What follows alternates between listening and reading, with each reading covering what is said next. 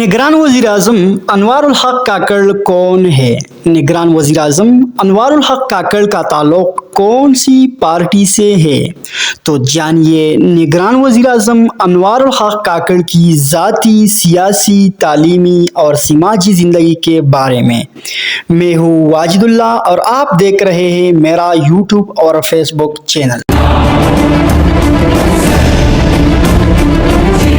शहबाज शरीफ की इत्तेहादी हुकूमत के खात्मे के बाद मुल्क की बागडोर अनवार उल हक काकड़ संभाल रहे हैं।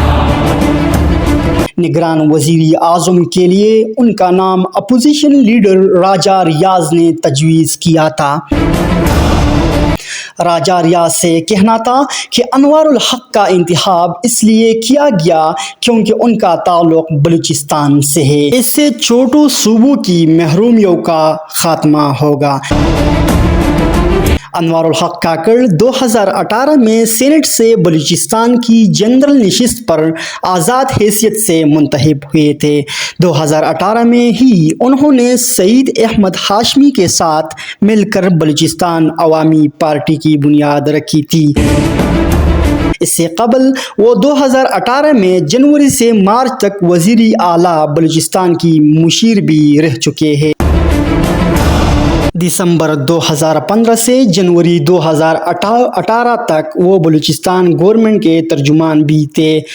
2008 में काप लीग के टिकट पर उन्होंने क्वेटा से नेशनल असम्बली का इंतखाब भी लड़ा था।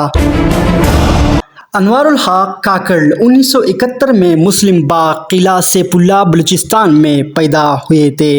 अनवार उल हक का ताल्लुक पश्तून कबीले काकड़ से है।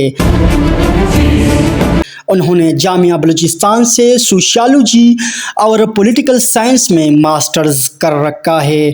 वो नेशनल डिफेंस यूनिवर्सिटी की नेशनल डिफेंस वर्कशॉप एलुमनाई भी है। वो उर्दू, अंग्रेज़ी, पारसी, ब्राह्मी, पश्तो और बलूची पर महारत भी रखते हैं।